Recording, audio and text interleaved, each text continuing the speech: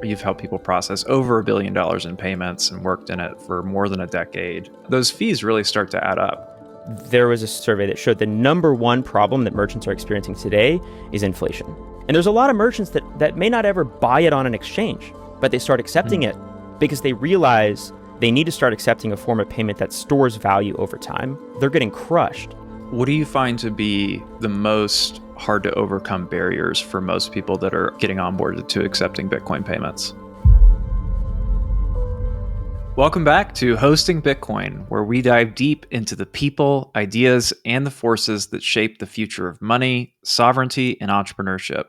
Today's guest is someone who's not just watching the evolution of our financial system, he's building the rails for what's going to come next. Jason Keil is the founder of Polaris Payments and the Bitcoin Payments Advisor, companies that are pioneering the kind of infrastructure that most people won't understand until they absolutely need it. He's operating at the intersection of the legacy world of payments and the emerging Bitcoin payments ecosystem, creating solutions that aren't just fast and efficient, but built with freedom and resilience at their core. In an era where control is being baked into the foundation of finance, Jason is helping to flip the script. He understands that true sovereignty for merchants requires more than just access. It requires ownership, decentralization, and systems that can't be co-opted. And today, we're digging into the invisible architecture of freedom, the Bitcoin payments layer, and giving back as the path to abundance, and why Jason believes that this moment in history demands those who are willing to serve a greater mission. Jason Keil, welcome to Hosting Bitcoin. Thank you for having me.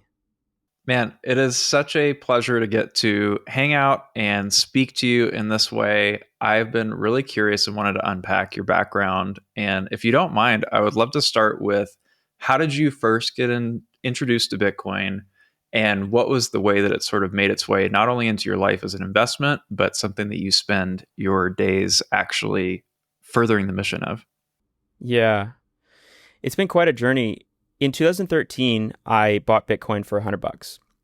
And then I think I sold it for 5,000, thinking it would never get to 100,000. I thought that was a great deal.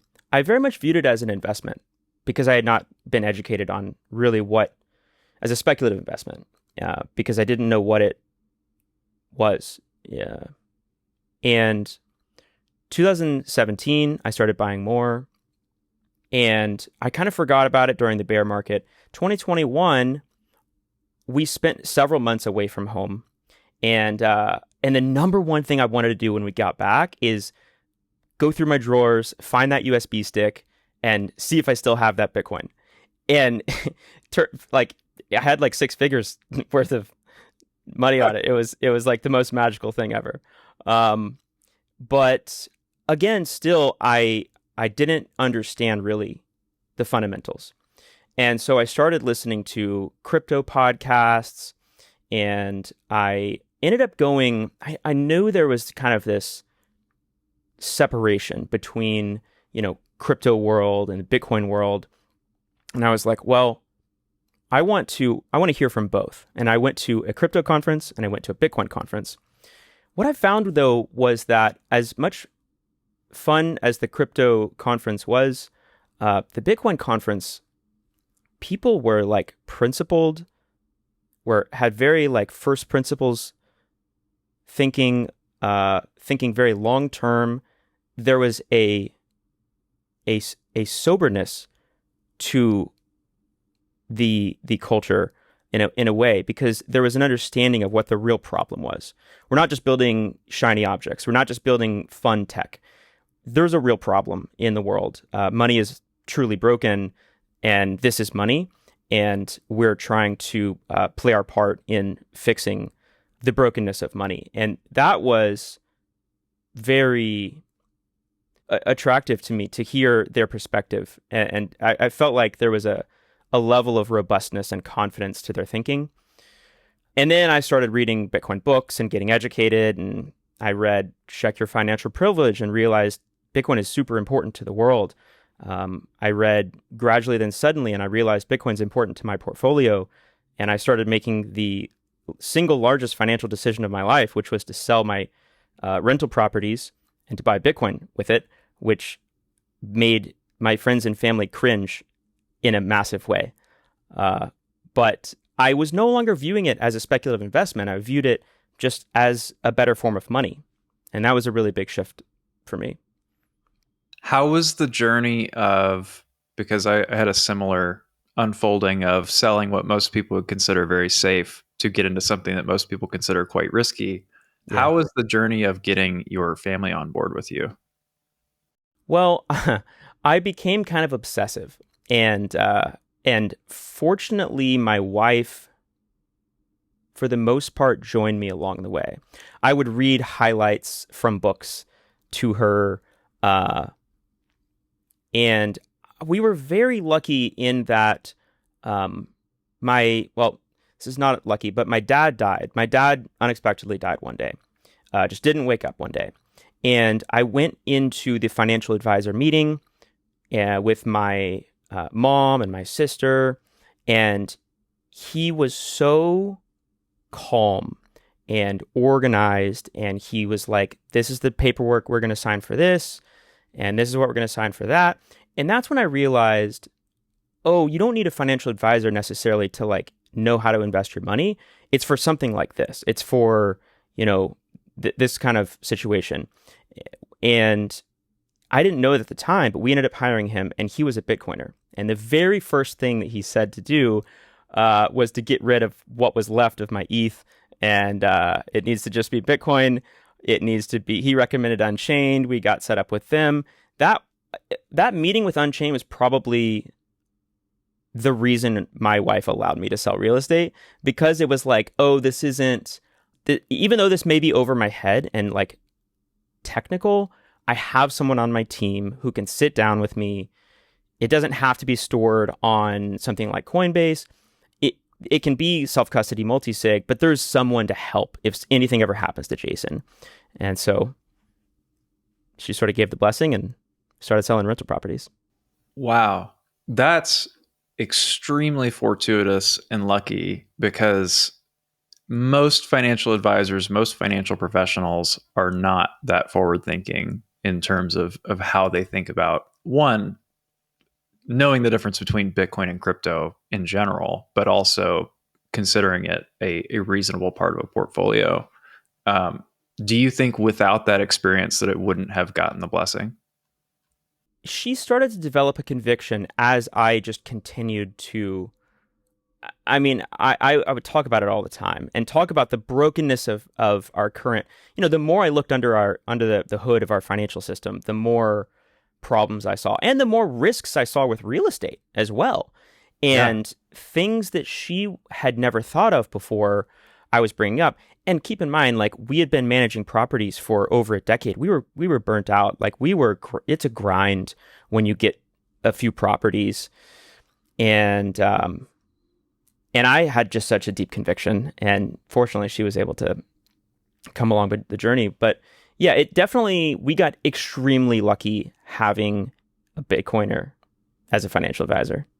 That certainly helped. So the investment case was your first entry, but you've also been helping people process payments. You've helped people process over $1 billion in payments and worked in it for more than a decade. How did the Bitcoin payments focus come into your life? Because that's a very different lens and a very different way to focus on this than just store value. Yeah, 100%. Yeah. Well, I was at this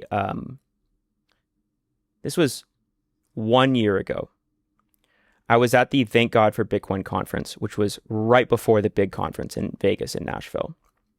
And it dawned on me that if all these things that these people are saying are true on stage, that we're borrowing from future generations, that we're $35 trillion in debt and making interest-only payments, and that everything flows downstream from economics, that consumerism and materialism are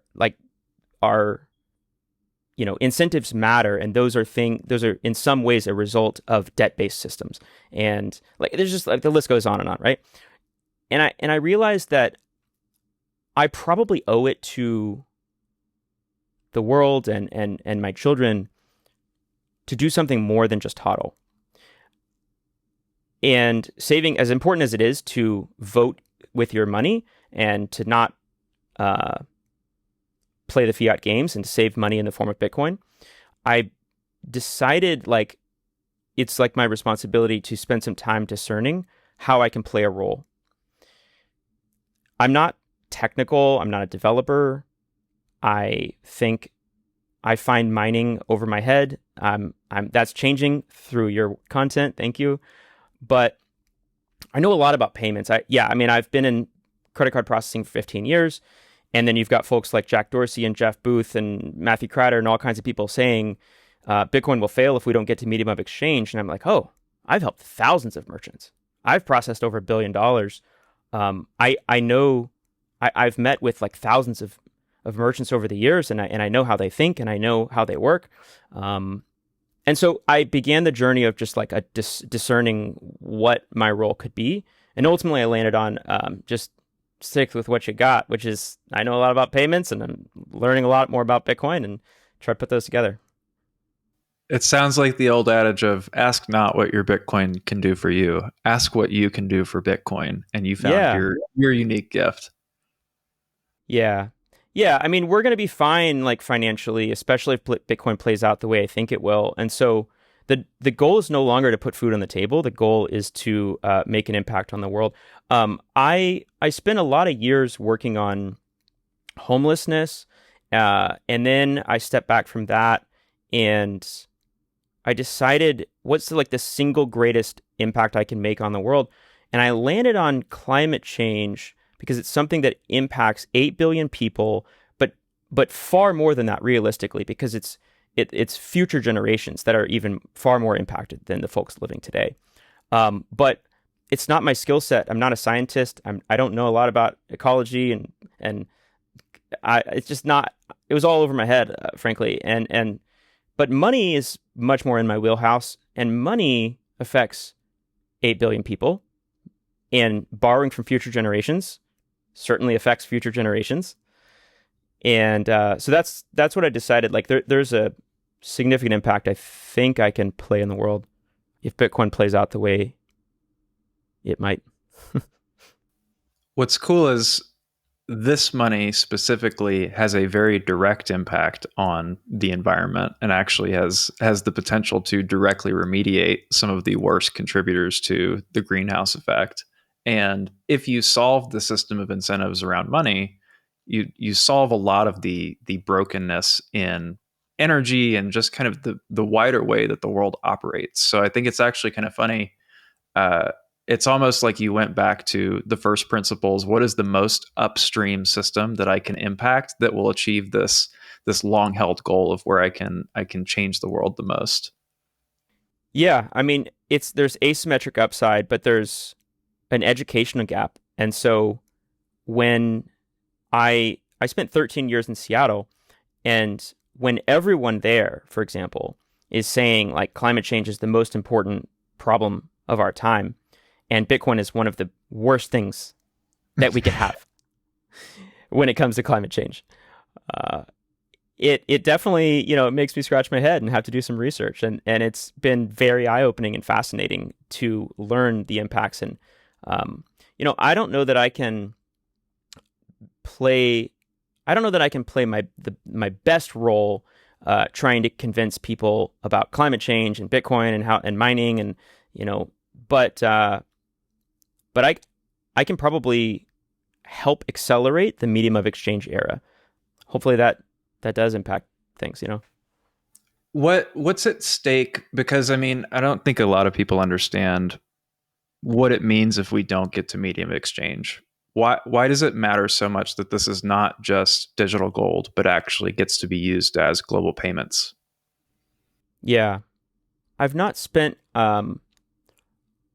as much time, I think, like diving into these concepts, like as someone like Jeff Booth, like he has a lot of thoughts on this kind of stuff, right?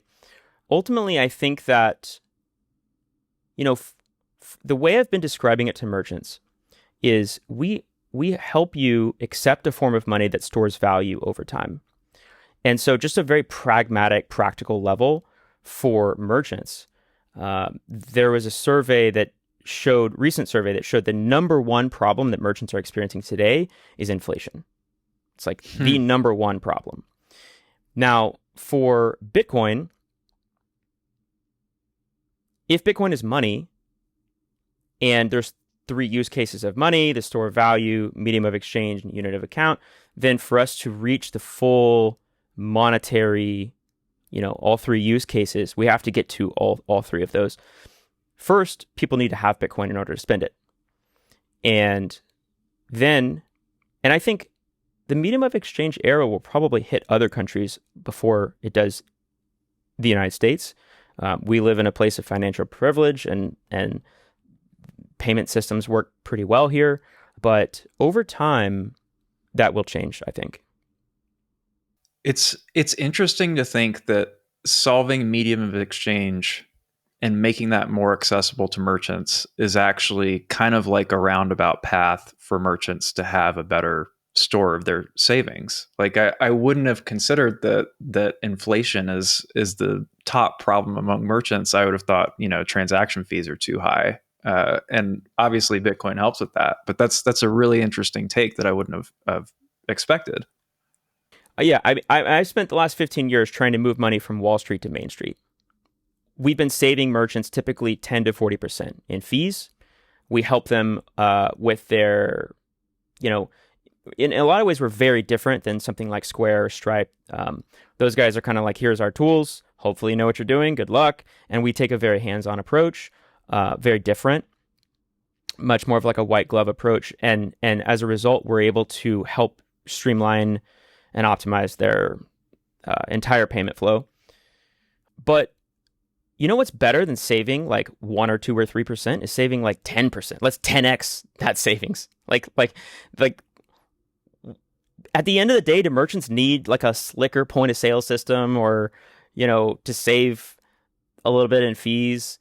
As good as those things are, I think that if we can get Bitcoin into the hands of merchants, and there's a lot of merchants that aren't ever going to mine Bitcoin and that may not ever buy it on an exchange, but they start accepting it because they realize that they're getting crushed and they need to start accepting a form of payment that stores value over time. And especially as volatility goes down and the education gap is not so large and people begin to understand how this is not a speculative investment, this is money and it can provide real value for my business, then I think that we'll see a lot more adoption.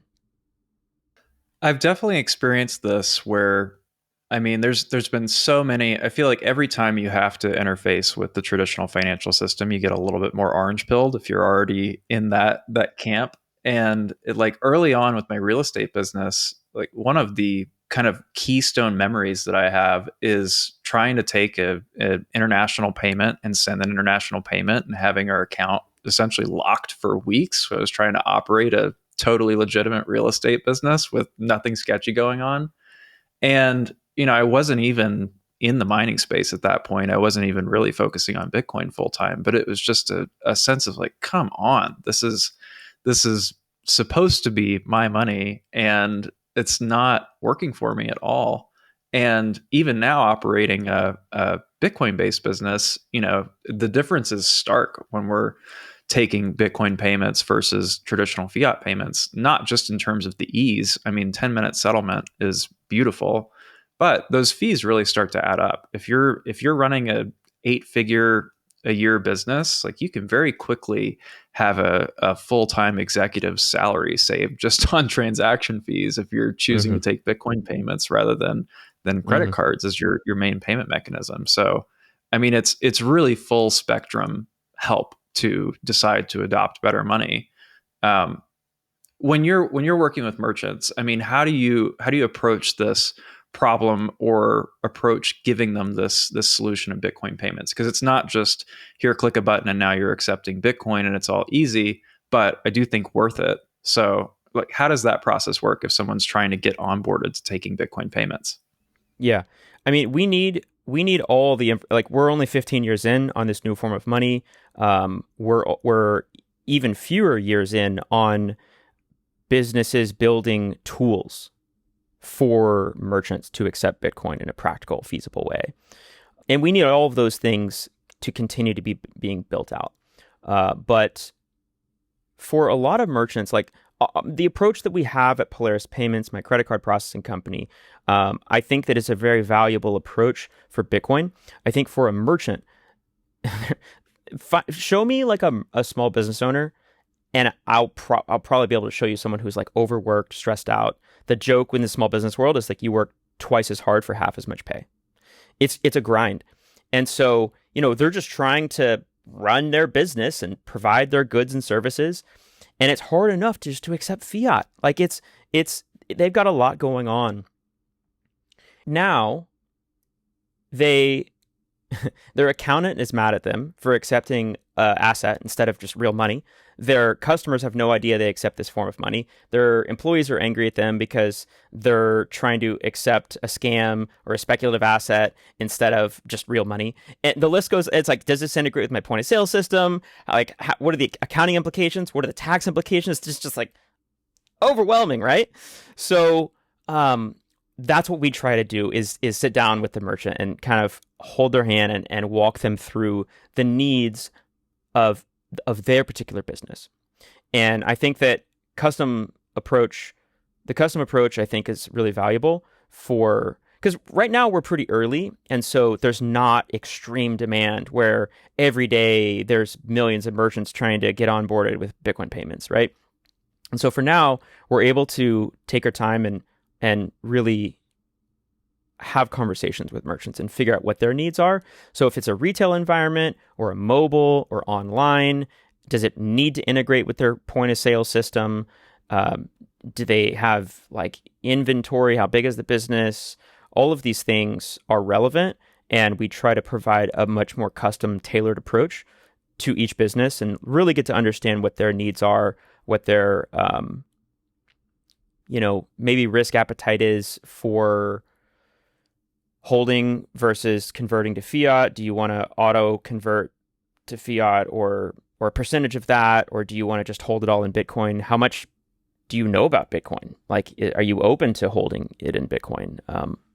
So yeah, we just try and like really get to know the merchant and solve for their pain specifically.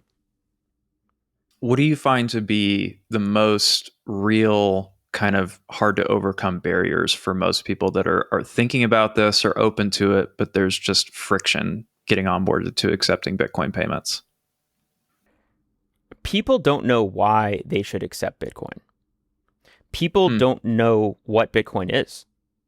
People don't know very much like about it.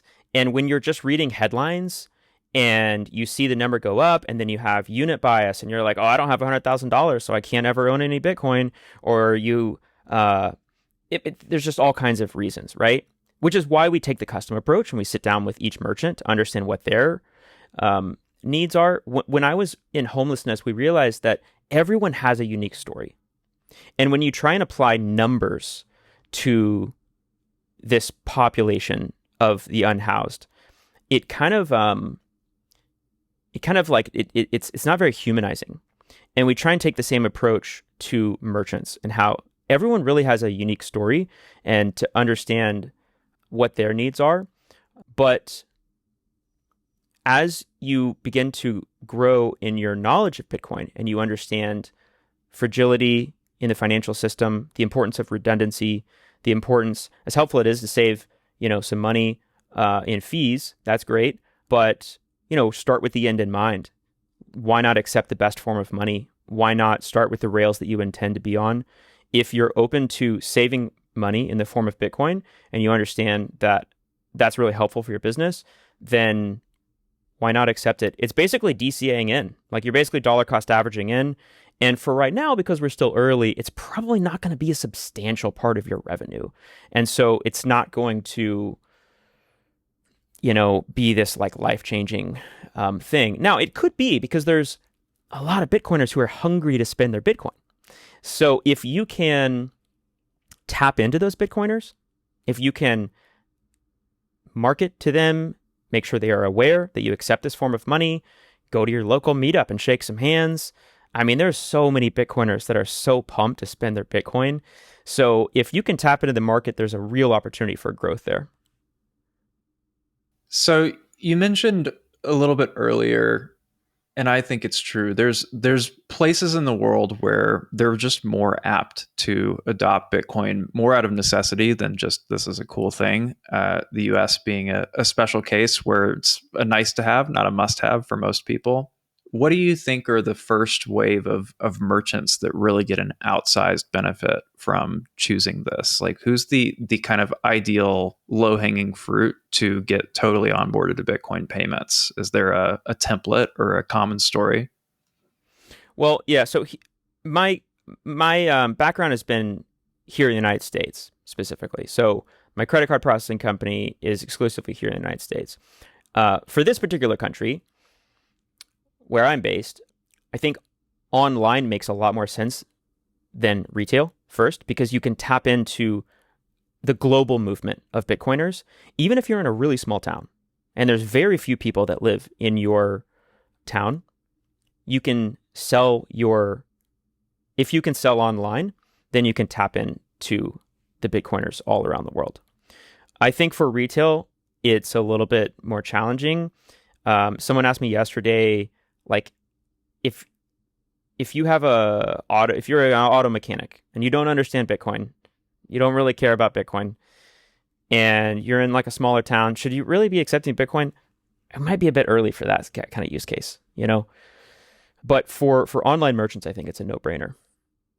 Have you ever felt like you've done everything right, built the business, made smart investments, and yet there's still one piece missing? If you're someone who believes in Bitcoin but hasn't yet explored mining, let me introduce you to something that most people never even realize exists, and that is fully managed Bitcoin mining with Abundant Mines. We help high net worth individuals like you own industrial grade mining infrastructure without ever touching the machines. It's hands-free, professionally hosted, and designed to generate passive income by turning electricity into Bitcoin every single day. It's tax advantaged, it's asset backed, and for many of our clients, it's become one of the smartest moves that they've ever made in their investing career. So if you're ready to take the next step into real Bitcoin ownership, not just holding, but producing it at a discount, visit abundantmines.com. That's abundantmines.com, and see why this strategy is changing the game for serious investors.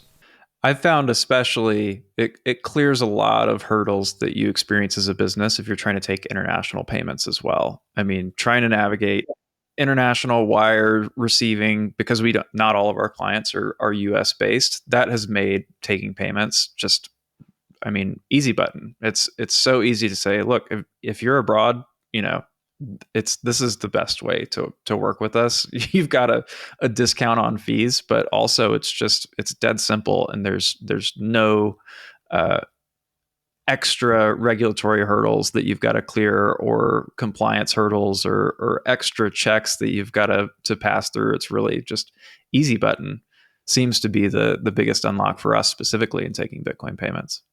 100%. Yes.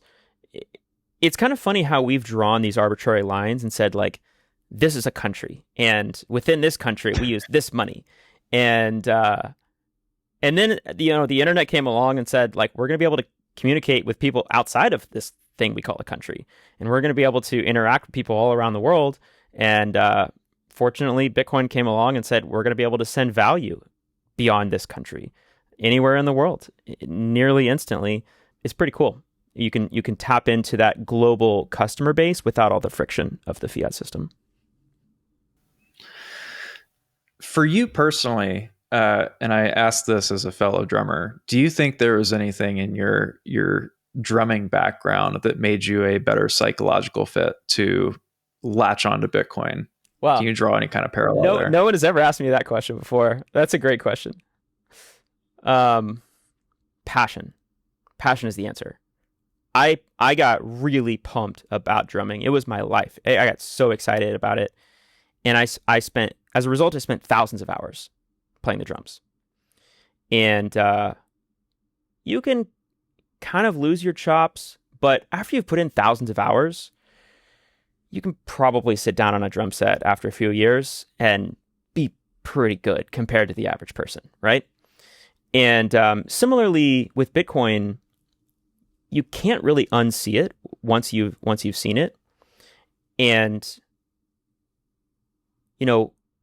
for many Bitcoiners, they become very passionate about it, and it results in a lot of knowledge and a lot of conviction.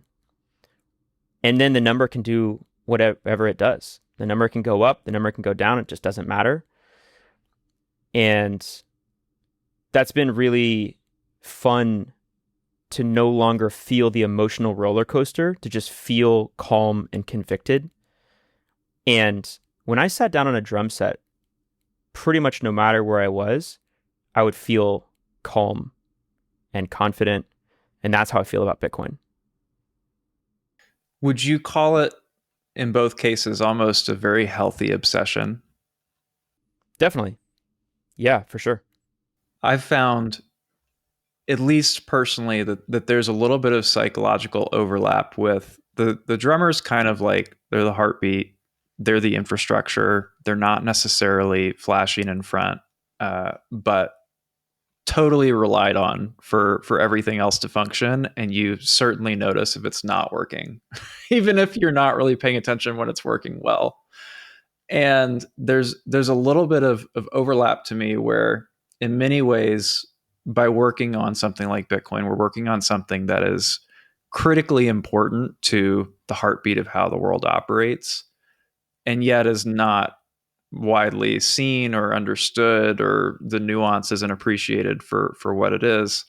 And so when I saw that you were a drummer, I thought, oh, that's got to be part of this connection, even if it's intuitive and not conscious, that you're working on something that is critically important, even if nobody ever sees it or appreciates it. That's very well put. The number one job of the drummer is to stay on beat. Keep don't rush. My drumming teacher used to always say, "You look American, but you sound Russian. You look American, but you sound Russian." And what he meant was I was always rushing. I was always going too fast. And he's like, "Listen, just you got to get it locked in, right?" And similarly, Bitcoin is just TikTok next block. It's like the foundational layer that affects all of society is money. And yeah, there's definitely a lot of parallels that can be drawn there. What do you think what are the instruments we're still missing in the band for Bitcoin to go platinum? Oh, great question. Oh, man. I'm really excited about a lot of the tools that are being built out right now. There's a lot of innovation happening from, like, institutions are starting to get in now. It's no longer just exchanges. You can do, like, one of my favorite products that I've used recently. This is kind of like a fringe thing. I don't know if this really answers your question. It's just something I'm excited about. But I'm pumped about generosity. Like, I'm really, and I think it's really important that we as Bitcoiners don't just get into this mindset, this like hoarding mentality. Like, we have created generational wealth because of scarcity, because we understand scarcity. But we should not have a scarcity mindset. We should have abundance, an abundant mindset, just like what you've named your company after. So one of my favorite products is Unchained's donor advised fund, where I donated assets. I donated all the rest. I realized I still had some ETH, and so I donated all of that. I tried to donate a house. It turns out if you're already under contract, it's like really hard to donate a house because you have to like get them to like re-sign and stuff. But it doesn't matter the capital gains. You pay $0.00 to Uncle Sam. Not a single penny, not a single sat goes to Uncle Sam if you put it in a donor advised fund. And now I have multi-sig self-custody Bitcoin, like pristine collateral just sitting in my 2 of 3 hardware wallet that's in a donor advised fund through Unchained. And that's a product I'm really excited about. There's all kinds of products that are coming out, like Strike's loans. I think that's pretty cool. There's all kinds of like loan products coming out. I mean, we definitely need a lot more payment infrastructure. There's no way that we will ever get to trillions of volume and like truly compete with Visa until the Lightning Network, or I mean, it seems like that's probably what's going to be what we're using. It needs to be built out way more. And from a payment standpoint, that's probably it. I want to double click on the generosity piece, because that's, I mean, it's very potent that was what came up. What is it, you've mentioned that you worked on homelessness for a portion of your life. Yeah. What is the, like, what was the path that led you into more of the altruistic give back? Like, why is that so important to you? Well, yeah, it's my faith. So I am a Christian, and I have this like weird view on the world that people, a lot of folks don't have. But I believe that all my money is not actually mine; it's God's. I believe that like my time and energy is not actually mine. Like it's to serve God and the needs of others. So that has extreme ripple effects on like how I spend my time and energy. Yeah, I mean, it's still confusing to me. Like, there's a lot of wisdom with children. And if you were to go to a child and say, like, should we be fighting wars and like killing each other? They're going to be scratching their head, be like, why are you printing money to do that? Should we be letting people like sleep on the streets and just like literally like on the ground, and just step over them and do nothing about that? Like, that's kind of a weird, like, we should probably think about that, right? And so, yeah, I'm really hopeful that Bitcoin can, like, Facebook was supposed to unite us and it completely failed at that. It did the opposite. I'm very hopeful that Bitcoin, it's not just like we get amped about improving the world in the future, and then there's like some negative consequences that we're not seeing. Just like AI can have risks. Yeah, I think that when you help others, you help yourself. Like when you are being cognizant of others, and as Bitcoiners, we frequently are, I think. We're thinking about things in a very large macro sense. We're thinking about things from a long-term time horizon. We're thinking about how important the separation of money and state is, especially in authoritarian governments, and all the ripple effects that money, economics, everything is downstream from economics. Yeah, I think it's a really good thing for yourself. Like you'll be happier if you can think more about others.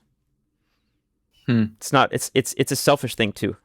It's not just about it. As you're selfless, the irony is that it comes back to you.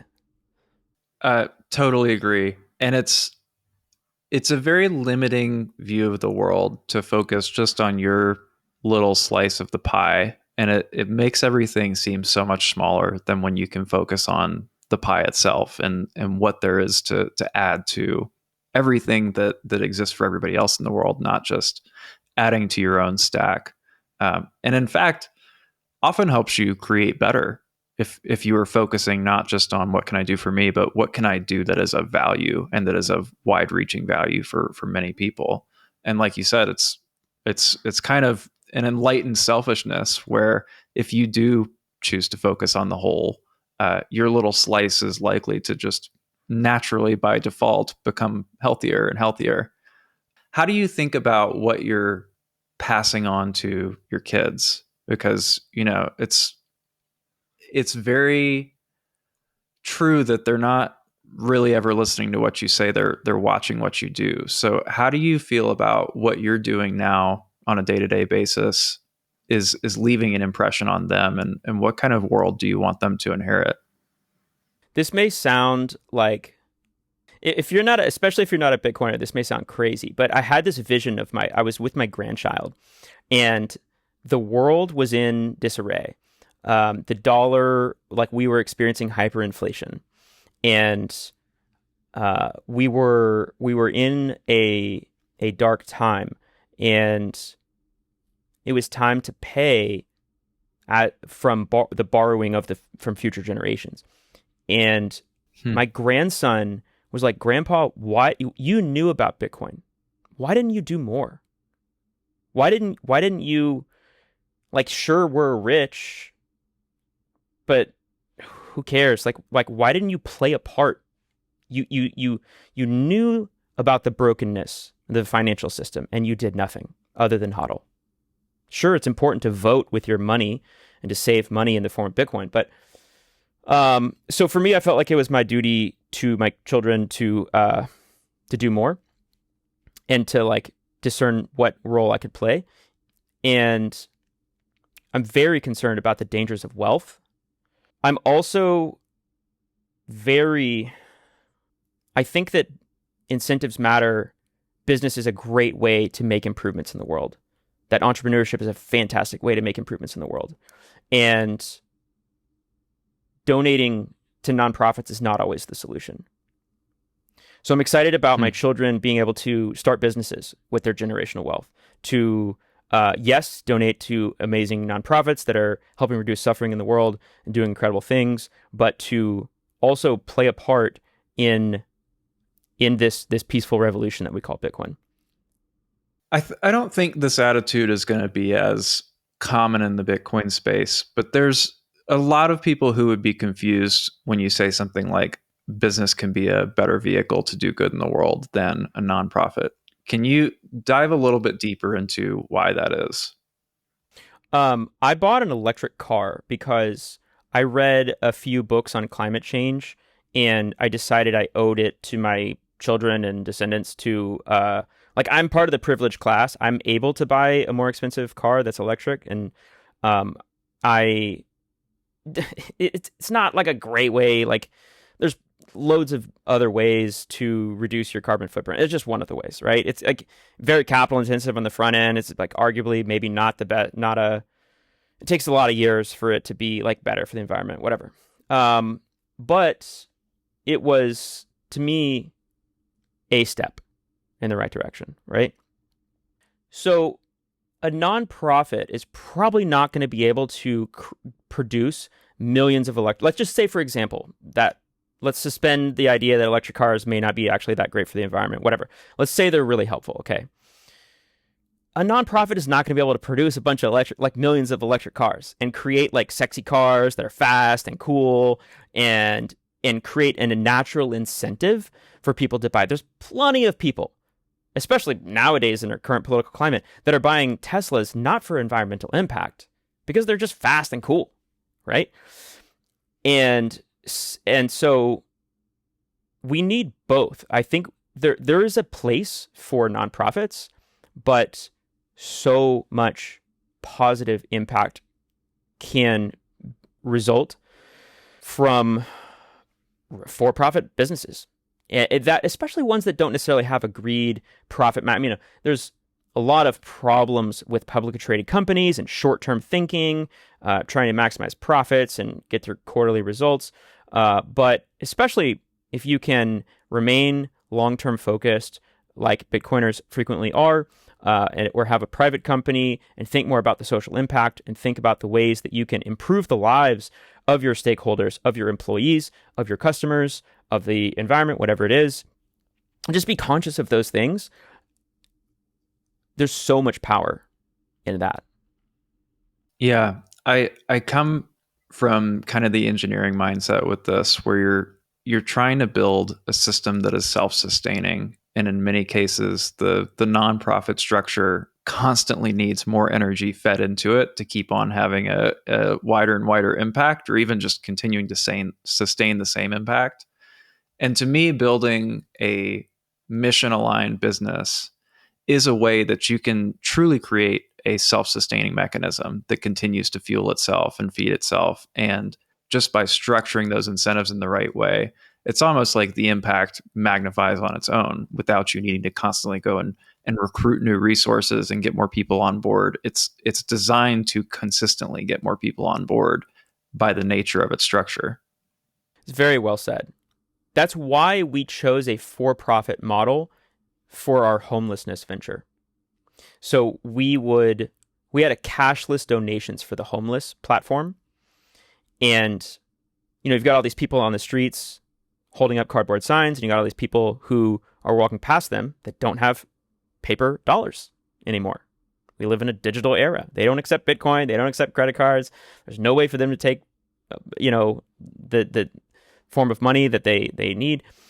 And so we distributed these Bluetooth beacons to people experiencing homelessness, and then you can give cashlessly, and it goes right onto their beacon. And then they, as in the person experiencing homelessness, would go in monthly to meet with a counselor and develop accountability and to set some goals. And maybe your goal is to get a job, or maybe your goal is to get new shoes, whatever your needs are. And we structured that as a for-profit. And we raised venture capital and angel dollars. And I think that was the right move because, to your point, we didn't have to constantly be holding our hands out, trying to get people to give us money ourselves. That's extremely cool. I really actually want to understand more about that model, because I've never heard of a for-profit model in addressing something like homelessness. What was the story of this getting created? And where is it today if it's still operating?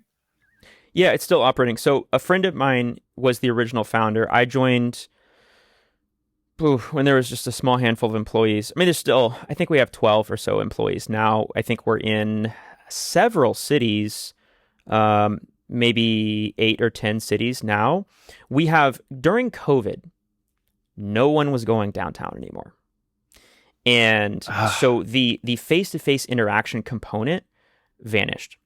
Part of our mission was to reunite the separation of class. You've got billionaires on one side, you've got people that have literally nothing on the other side, who have become almost like the fabric of the city. Totally dehumanized.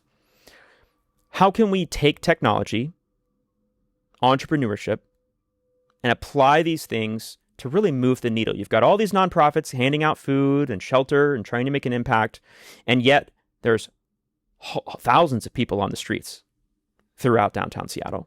So what can we do? So that's what we did, and we earned money through transaction fees. We pivoted during COVID and began to focus in healthcare and the insurance system and hospitals, because it's exceedingly expensive for a person to remain on the streets. I think it was costing about $80,000 per person per year just in Seattle alone during the time we were working on this in Seattle. And so if we can, again, like Bitcoin, fix some of the incentives and get ahead of some of these problems, instead of them waiting until they have a massive healthcare need and they go to the ER, well, what if they met with a nurse periodically? Maybe they came in monthly or quarterly or annually instead of just waiting and waiting and waiting. And then there's this huge burden on taxpayers and the healthcare system. So we are now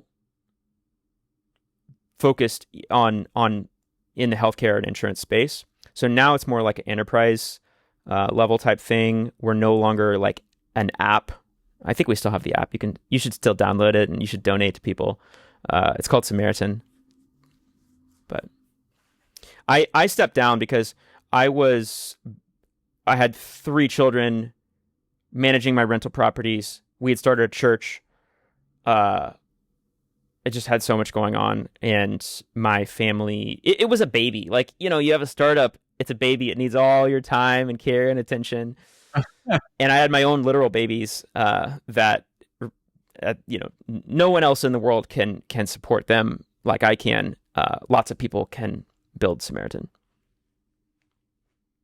So between that, which is a super interesting project that sounds like still a supporter of, but not a huge amount of involvement in day to day. Your Polaris payments, advising on other Bitcoin payments providers. What's something that nobody ever asks you about what you're building, but that you wish that they would ask you because it's a core part of your passion? It's a good question. At Polaris and the Bitcoin Payments Advisor, I mean, I think that we're so aware of this in the Bitcoin world, but for merchants, the inflation thing is really a problem, but it's very much a stealth tax or stealth theft. The separation, I mean, this goes back to Samaritan in a way. It's like the rich are getting richer and the poor are getting poor, right? The cancel-on effect. And that is impacting everyday merchants in the same way that it's impacting people experiencing homelessness. It's the same way it's impacting really anyone that's not part of the ownership class. You and I, Bo, are very privileged. We're in the ownership class. When the money printer goes burr, our net worth goes up. That's not the case for billions of people around the world. Mm-hmm. And I've dedicated, I mean, I'm proud of the last 15 years dedicating my life to helping improve the lives of merchants. But the money itself is broken.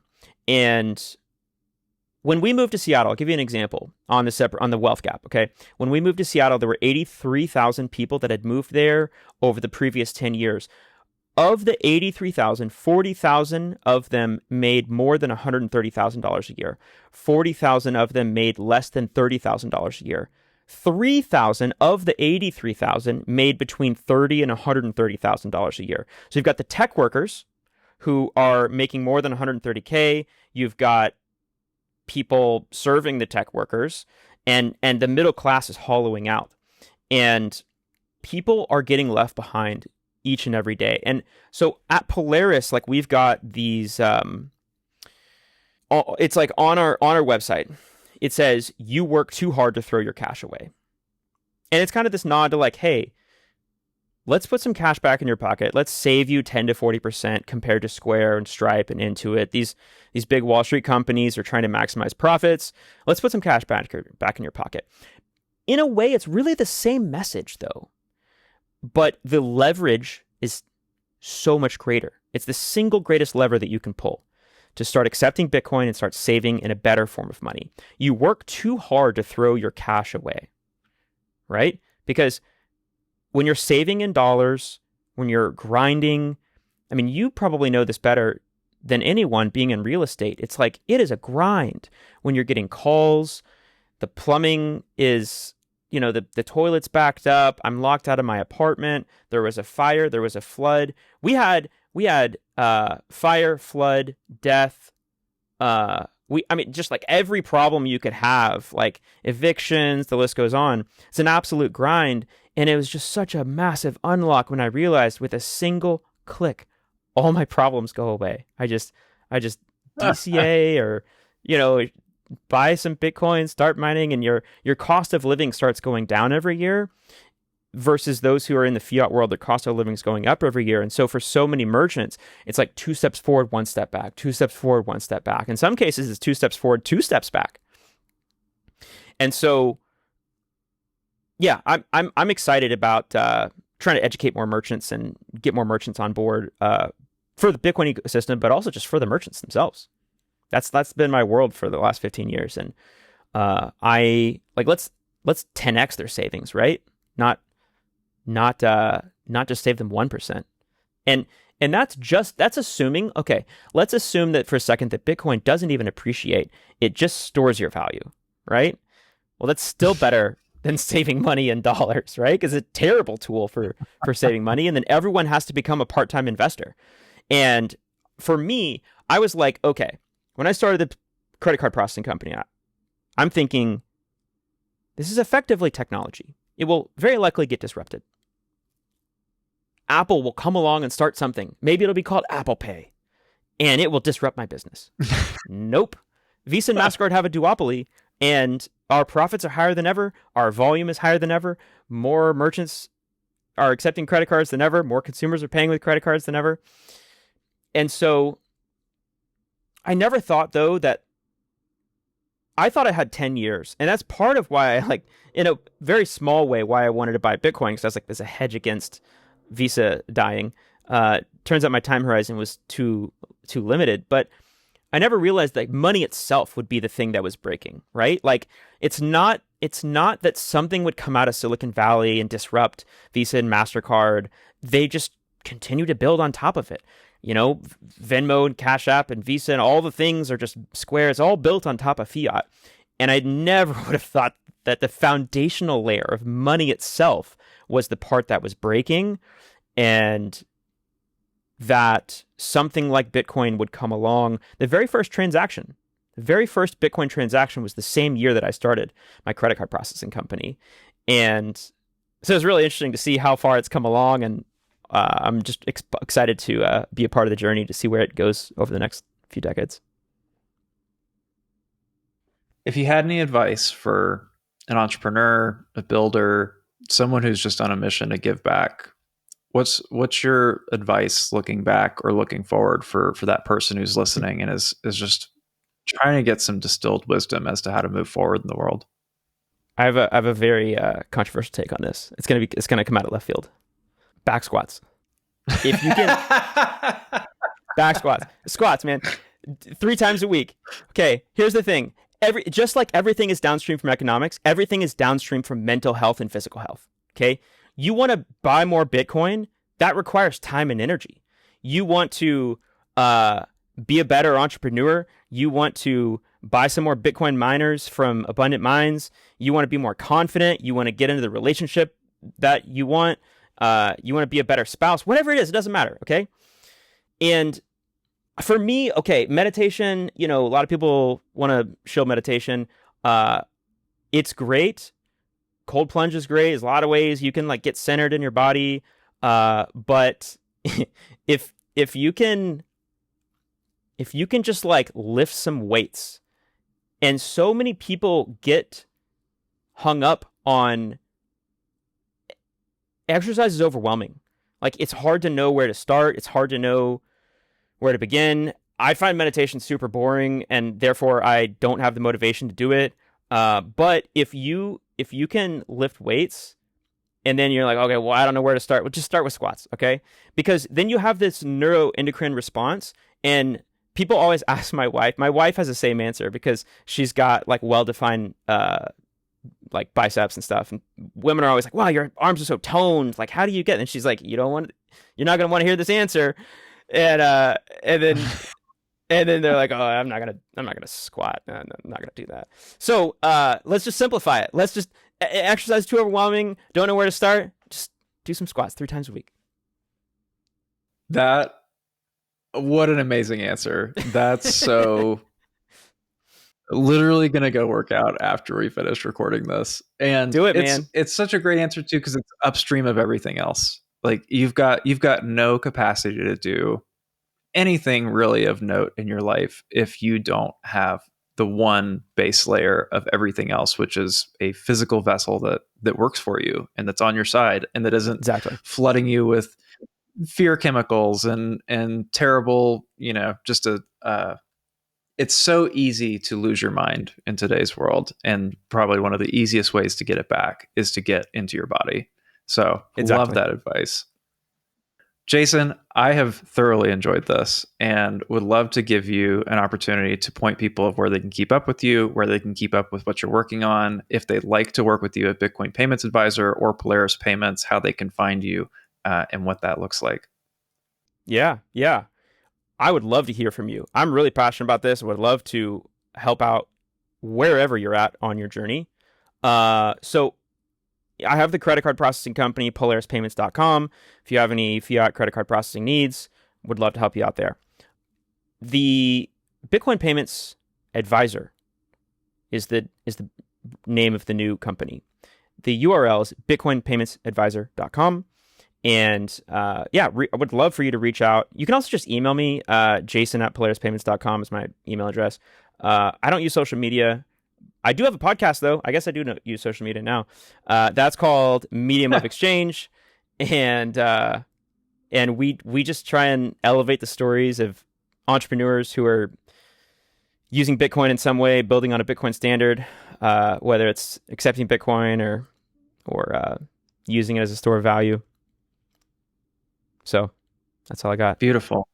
Yeah. Well, thank you for sharing your time. Thank you for sharing your story. And shout out to Ben. Thanks for introducing us. And until next time, it has been a pleasure to have you on, Jason. Can't wait to talk to you again. Thank you, Bo. Same here. Appreciate it. Bye-bye.